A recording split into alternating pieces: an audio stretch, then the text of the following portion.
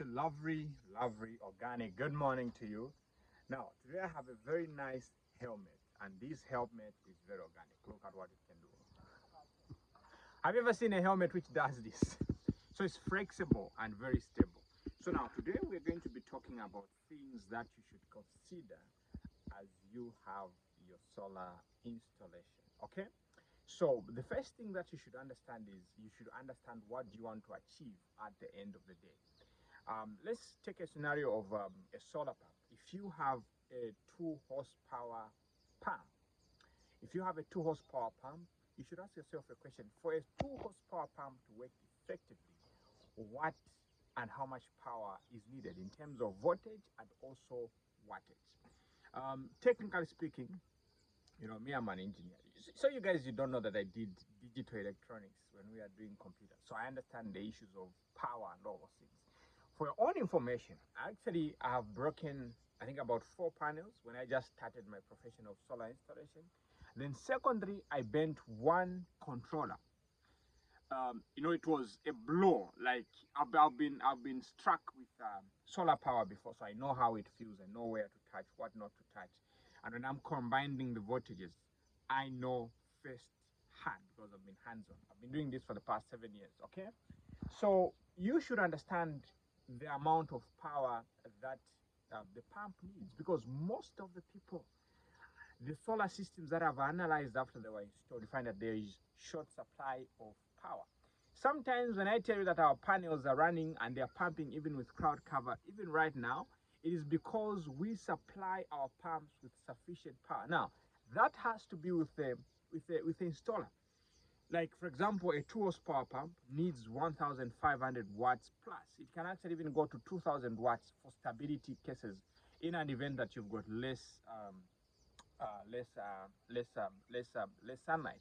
And actually, what happens, the people that install, they supply you with less power as long as water is coming, and they save some money by not investing in the thing, despite you paying for the full package. You see, then the second thing that you have to consider is the issue of the cable size that you're using. Like, for example, a 2.5 millimeter works effectively within a distance of 25 meters. So if you're going to 50 meters, 70 meters, you need to use a 4.0 cable. Okay. Then, when you talk about the panels, mostly on the market today, they are different. I was just doing a research. There are actually more than 5 types of panels, but the ones that are common in the African market, mostly it is the monocrystal and the polycrystal panels, and both of them, they work effectively, but mono seems to actually perform better than the polycrystal. So these ones mostly have a draft, like box to my box.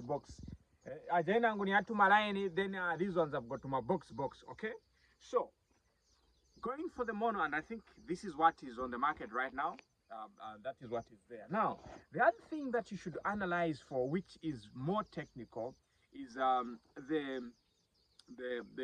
quality part, because there's too much solar panels on the market, and you find that actually it's very hard for a person who is doing it for the first time to know whether what they are dealing with is genuine or not.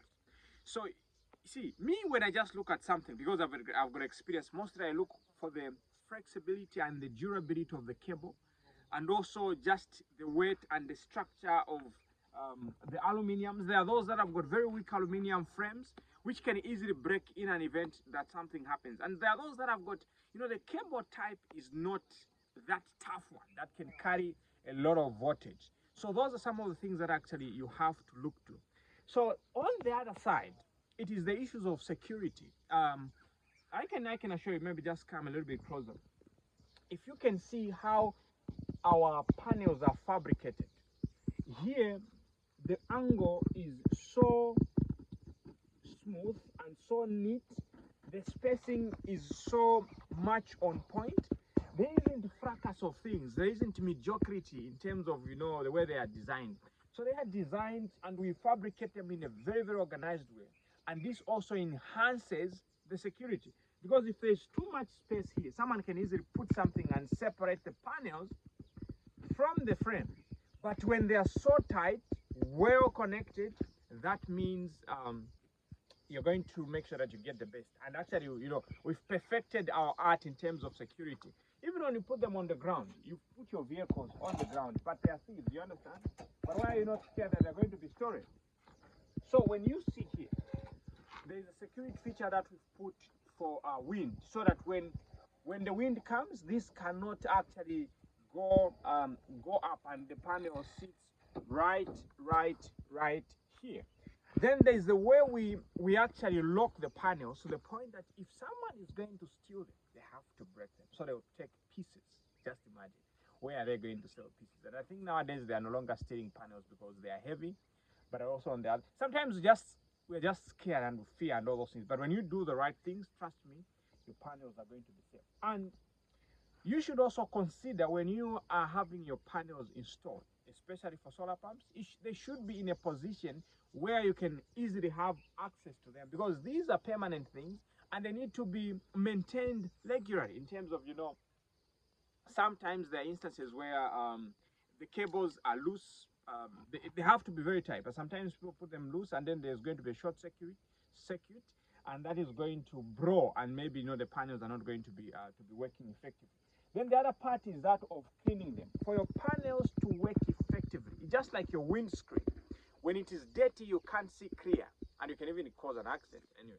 But now, the panels also need to be cleaned regularly, especially in dry season when there's a lot of dust. You need to clean them regularly for them to be performing effectively. You understand? So that is very, very important, and you have to put them also where they are, like when you put them under the roof, they shouldn't be so close to the roof, because that is going to affect the heat from the roof, also causes them not to function very, very, very well. So I'll share some more things in the future videos, but for now, I think this has helped someone to know what you should consider when you are having your solar installation. And make sure that you are there to see that the right things are done, and make sure that at least you do a research. Well, I just had, you know, most of us were lazy with research. But you know, if you are lazy and you just want the right thing to be done, Farm 7 is the best place to get things done the right way. Okay, so once you've done that, and also the last thing, here's the bonus point that I'm going to give you. You have to buy solar panels that can easily be upgraded. You see, so don't buy things that you know you're not going to, if you need an upgrade, you have to replace everything. You have to buy something that can easily be upgradable. Like, you know, if you want to add on more panels, it shouldn't be something so complicated. And that's how actually what we do whenever you're doing something, we put that fact into consideration, that, you know, in an event that there's need of upgrading, you know, adding on power so that there is more efficiency, it is so easy when you do the right things from the onset. So for now, stay blessed and stay super organic. If you need a solar system installed, Farm 7 is nothing but the best. See you, and we love you so much.